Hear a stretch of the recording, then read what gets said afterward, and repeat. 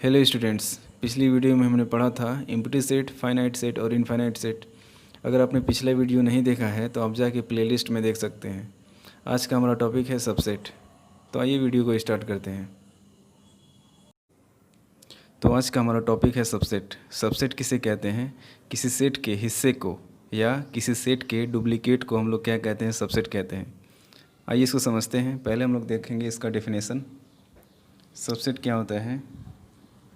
A set X is said to be subset of Y। X जो है Y का subset कहलाएगा। A set X is said to be subset of Y if every element of X is also an element of Y, is also an element of Y। मतलब X जो है वो Y का subset कहलाएगा। कब कहलाएगा? जब X के सारे element, if every element of X के सारे एलिमेंट Y में भी होंगे। ठीक है, इसको हम लोग एग्जाम्पल से समझते हैं। हमारे पास पहला एग्जाम्पल है, जैसे लेते हैं X इज इक्वल टू 1 2 3 4 5 6 7 और 8। ये हो गया X और Y में ले लिया हमने 4 5 6 7। ठीक है, अब जो Y है, Y जो होगा X का क्या हो जाएगा? सबसेट हो जाएगा। क्यों हो जाएगा? क्योंकि Y के सारे एलिमेंट 4 5 6 7 जो हैं वो X के भी एलिमेंट हैं। Y के सारे एलिमेंट्स जो हैं वो X के भी एलिमेंट हैं, इसीलिए Y जो होगा वो X का सबसेट हो जाएगा। Y जो होगा वो X का क्या हो जाएगा? सबसेट हो जाएगा। इसको लिखेंगे कैसे? Y is subset of X। ये क्या है? सबसेट का साइन है। ठीक है, इसका क्या मतलब होता है? Is subset of. ठीक है, इज सबसेट ऑफ। तो इसको पढ़ेंगे कैसे? Y is subset of X। ठीक है, एक और एग्जांपल लेते हैं हम लोग। दूसरा एग्जांपल है हम लोग का, हम लोग ए लेते हैं। ए इज इक्वल टू 5 4 3 7 6 और बी में ले लिया हमने 3 4 5। ठीक है, इसमें भी क्लियरली दिख रहा है कि बी के सारे एलिमेंट ए में हैं। ठीक है, बी के सारे एलिमेंट 3 4 5 बी के सारे एलिमेंट ए में हैं, तो यहाँ पर भी क्या होगा? बी जो है ए का सबसेट हो जाएगा। ठीक है, यहाँ पे ये भी क्वेश्चन उठ सकता है, क्या ए भी बी का सबसेट होगा? तो ए के सारे एलिमेंट्स बी में नहीं हैं, इसलिए ए जो होगा बी का सबसेट नहीं होगा। ठीक है, सिंपली दिख रहा है इसमें ज़्यादा एलिमेंट्स हैं, तो इसमें कहाँ से आ सकते हैं? तो क्या होगा? बी जो होगा वो ए का सबसेट हो जाएगा। ठीक, एक और छोटा सा एग्जांपल लेते हैं। तीसरा एग्जांपल है हमारे पास। इसमें X क्या है? X set of all student in your school और Y क्या है? Set of all student in your class. तो जो यहाँ पे Y है वो क्या हो जाएगा? X का सबसेट हो जाएगा। क्यों? क्योंकि सेट ऑफ ऑल स्टूडेंट जो है, set of all student in your class जो है वो क्या होगा? एक हिस्सा होगा set of all student in your school. ठीक है, जो क्लास है वो क्या है? स्कूल का हिस्सा है, इसलिए क्या होगा? Y जो होगा X का सबसेट हो जाएगा। Y is subset of X। ठीक, इसको हम लोग एक जनरल फार्मूला लिख लेते हैं। A is subset of B। ये क्या होगा? B का सबसेट होगा if A belongs to A belongs to A and A belongs to B।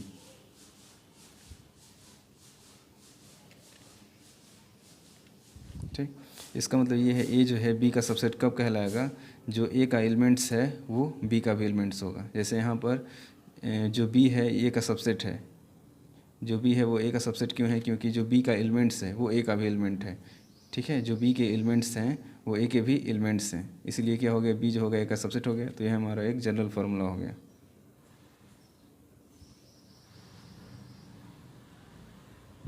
ठीक है। If B is not subset of A, मतलब हमारे पास दो सेट हैं, ए है और बी है, और बी यदि ए का सबसेट नहीं है तो इसको कैसे लिखेंगे? ठीक है, इसको कैसे लिखेंगे? बी लिखेंगे इसको, B is not subset of A. Not subset of A का सिंबल क्या होता है? ऐसा होता है। इसका मतलब होता है नॉट सबसेट ऑफ। ठीक है, इसका मतलब होता है not subset of. In case ऐसा हो जाए कि in case if A is subset of B and B is subset of A, then A and B will be equal sets।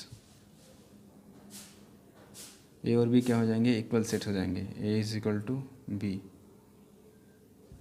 ठीक, अगर ऐसा कहीं हो जाता है कि ए बी के बराबर हो जाए और ए बी का सबसेट हो जाए और बी ए का सबसेट हो जाए, तो इस केस में क्या हो जाएगा?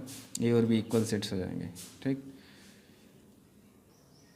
इसको हम लोग एग्जांपल से समझते हैं। जैसे हमारे पास ए इज इक्वल टू है 5, 6, 7, 8 और 9, और बी में हमारे पास है 6, 7, 5, 8, 9। ठीक है, तो यहाँ पे देखें, यहाँ पे साफ दिख रहा है कि ए जो है बी का सबसेट है। ए क्या है? बी का सबसेट है। क्यों? क्योंकि ए के सारे एलिमेंट्स बी में हैं। 5, 6, 7, 8, 9, 5, 6, 7, 8, 9 ए के सारे एलिमेंट्स बी में हैं, तो ए क्या है? बी का सबसेट हो जाएगा। और बी भी क्या है? ए का सबसेट है। बी भी क्या है? ए का सबसेट है, क्योंकि बी के भी सारे एलिमेंट्स ए में हैं। तो इस केस में क्या होता है? ए और बी क्या होता है? इक्वल सेट है। ए और बी क्या है? Equal set. हमने पहले पढ़ा था पिछले लेक्चर में। तो इसको कैसे लिखेंगे? A is subset of B and B is subset of A if and only if A is equal to B. मतलब ए जो होगा बी का सबसेट होगा और बी जो होगा ए का सबसेट होगा। ऐसा कब होगा? जब ए और बी क्या होंगे? इक्वल सेट होंगे। या इसका उल्टा भी कह सकते हैं कि ए और बी इक्वल सेट होंगे यदि ए जो है बी का सबसेट है और बी जो है ए का सबसेट होगा। ठीक, नोट देखते हैं हम लोग। पहला पॉइंट है every set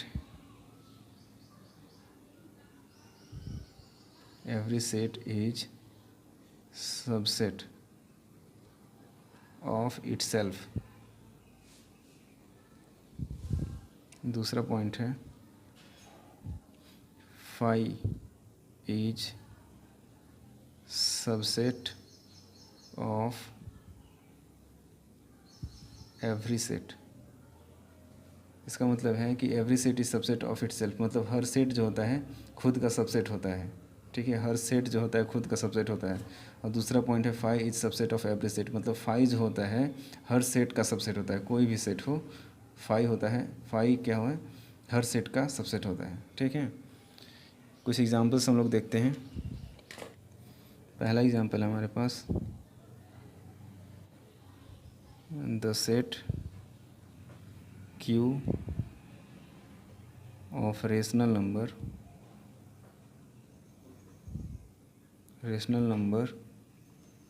is a subset of the set R of real number। मतलब ये कह रहा है कि Q मतलब सेट ऑफ रेशनल नंबर क्या है? सेट ऑफ रियल नंबर का सबसेट है। Q क्या है? सबसेट ऑफ R है। रियल नंबर जो होता है रेशनल नंबर और इरेशनल नंबर से मिलके बना होता है। तो यहाँ पे क्या हो गया? रेशनल नंबर जो हो गया वो रियल नंबर का क्या हो गया? एक पार्ट हो गया, हिस्सा हो गया। तो इसलिए क्या हो जाएगा? Rational number is subset of real number. Rational number is subset of real number. दूसरा एग्जांपल देखते हैं।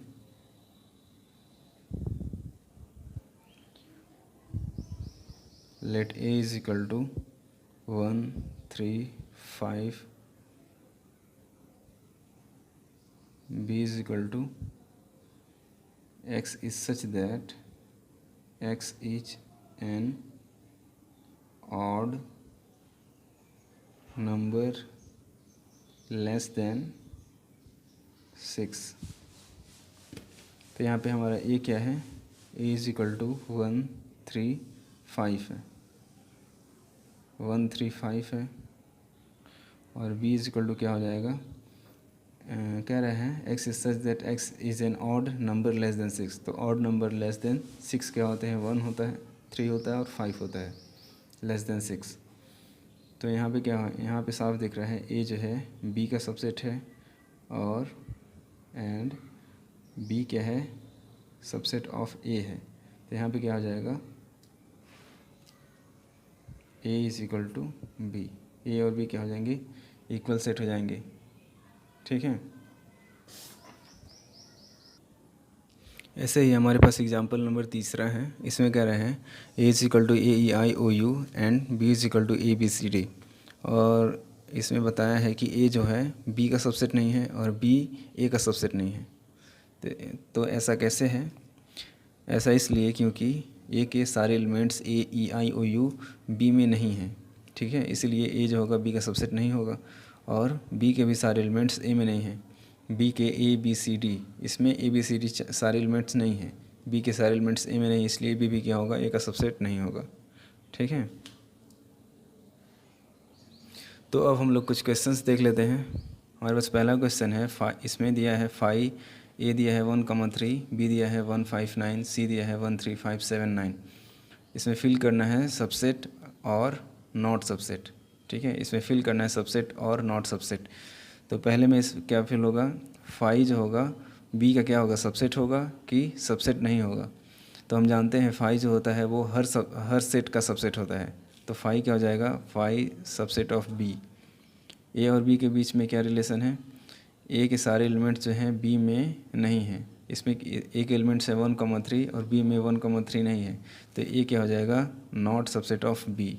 a और c में क्या होगा, a में 1 और 3 है, c में 1,3 है। ठीक है, मतलब a के सारे एलिमेंट्स जो हैं वो c में हैं, तो क्या हो जाएगा, a is subset of c।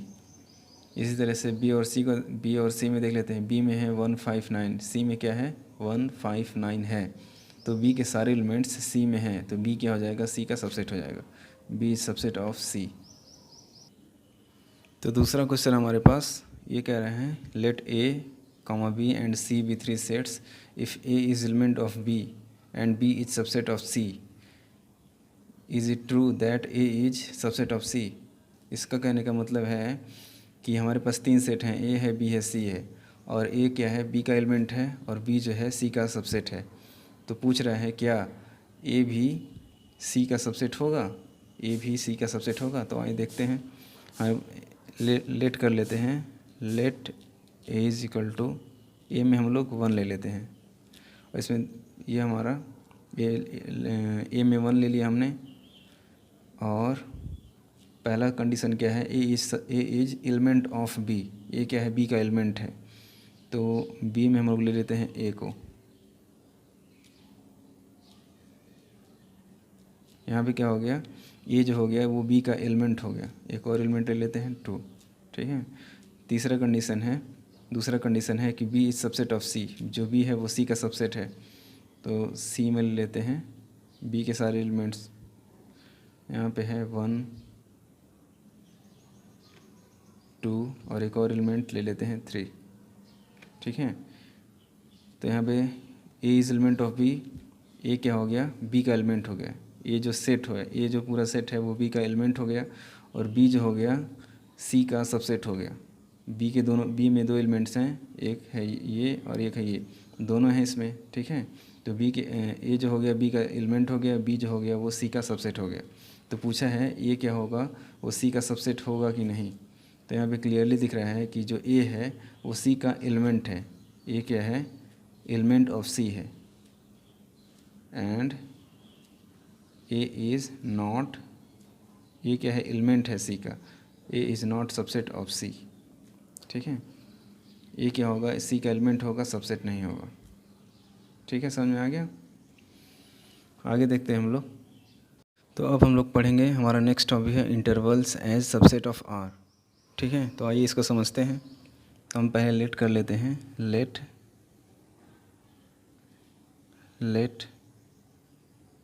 A comma G is element of A comma G, क्या है? एलिमेंट है आर का। And A is less than G. ठीक है, तो पहला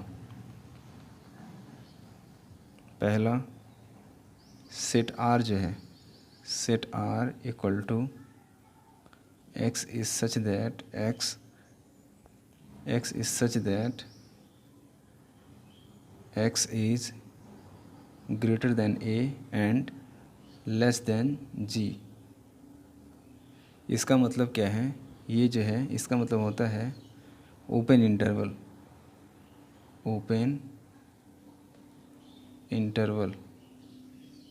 और इसको इंटरवल के फॉर्म में कैसे लिखेंगे? ए कॉमा जी। ओपन इंटरवल ए कॉमा जी का मतलब होता है जैसे हमारे पास ये नंबर लाइन है।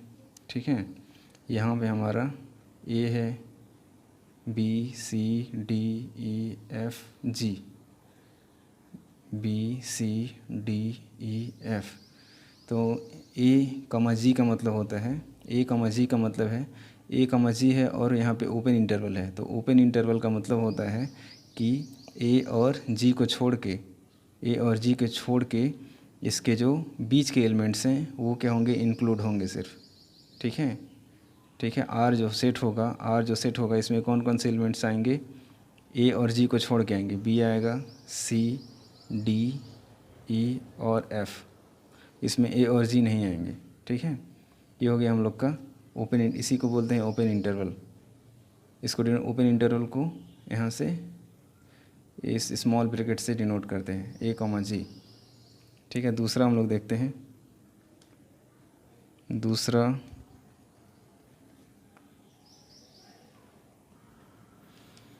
हम लोग का है set R is equal to x is such that X is greater than और equal to A and less than G. ये क्या हम लोग का ओपन इंटरवल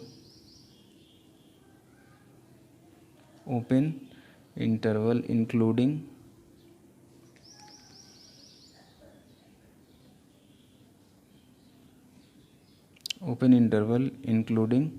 ए, मतलब इसमें ए आ जाएगा। क्यों? इसको कैसे डिनोट कर देंगे? यहाँ पे क्या दिया है? एक्स जो है ग्रेटर है या इक्वल है, तो इसमें ए भी आ जाएगा। तो इसको कैसे लिखेंगे? ए और वन साइड क्या होगा? क्लोज्ड होगा और ये हो जाएगा जी। ठीक है, इसमें क्या हो जाएगा? इसमें जब सेट लिखेंगे इसमें ए भी इंक्लूड होगा, A B C D E F. G नहीं आएगा क्योंकि जी की ओर क्या है? ओपन इंटरवल है और इधर क्या है? क्लोज्ड है। तो हाफ क्लोज्ड है और हाफ ओपन है। इसमें क्या आ जाएगा? A B C D E F बस आएगा। ठीक है, इसको बोलते हैं ओपन इंटरवल इंक्लूडिंग ए। इसमें ए भी आ गया है। नेक्स्ट देखते हैं हम लोग। तीसरा है हम लोग का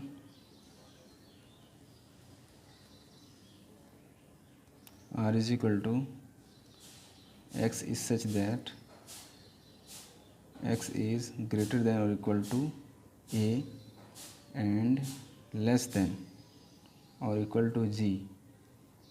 इसे बोलते हैं closed interval.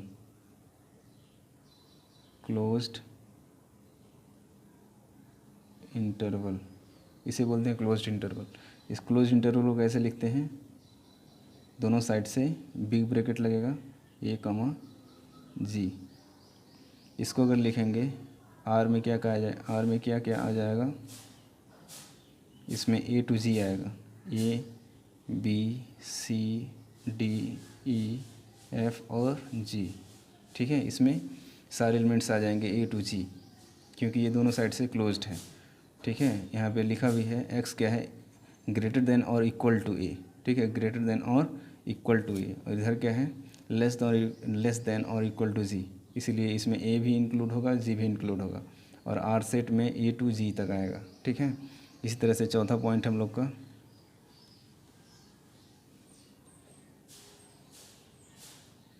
x is such that x is greater than a and less than equal to g। ये क्या है, ओपन इंटरवल इंक्लूडिंग जी। इसको कैसे रिनोट कर देंगे, इस बार इस साइड से ओपन होगा और इधर से क्लोज्ड होगा। इसमें कहाँ तक, कहाँ इसमें कौन कौन से एलिमेंट्स इंक्लूड होंगे, ए नहीं इंक्लूड होगा, बी से लेके B C D E F G तक होगा।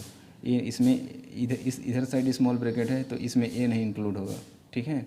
जिधर क्लोज ब्रैकेट होगा वो क्या होगा, इंक्लूडेड होगा। इसको लिखेंगे तो ये क्या हो जाएगा, R is equal to, A नहीं आएगा, B C D E F और जी, ठीक है। तो हम लोग एक एग्ज़ाम्पल लेते हैं। एग्ज़ाम्पल है हम लोग का, the set A is equal to x is such that x belongs to R and x is greater than -5 and less than और इक्वल टू 7। इसको इंटरवल के फॉर्म में कैसे लिखेंगे, इंटरवल के फॉर्म में इसको कैसे लिखेंगे, ये हो जाएगा हम लोग का, जिधर बस यहाँ पे साइन कौन सा है, सिर्फ ग्रेटर देन का है, तो यहाँ पे क्या हो जाएगा, ओपन मतलब स्मॉल ब्रैकेट होगा -5 कामा, और जिधर लेस देन और इक्वल टू है, यहाँ पे इक्वल टू का भी साइन है। अगर यहाँ पर भी इक्वल टू का साइन रहता है तो यहाँ पे क्या, कौन सा ब्रैकेट रहता है, बिग ब्रैकेट लगाते हैं, लेकिन यहाँ पे कौन सा है, सिर्फ ग्रेटर देन का साइन है, इसलिए हम लोग ये स्मॉल ब्रैकेट लगाएंगे, और इधर क्या हो जाएगा हम लोग का, बिग ब्रैकेट हो जाएगा, ठीक है। एक नोट है,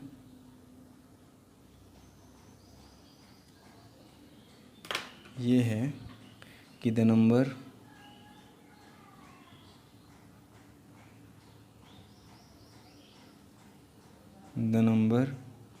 b minus a, the number b minus a is called the length of any interval।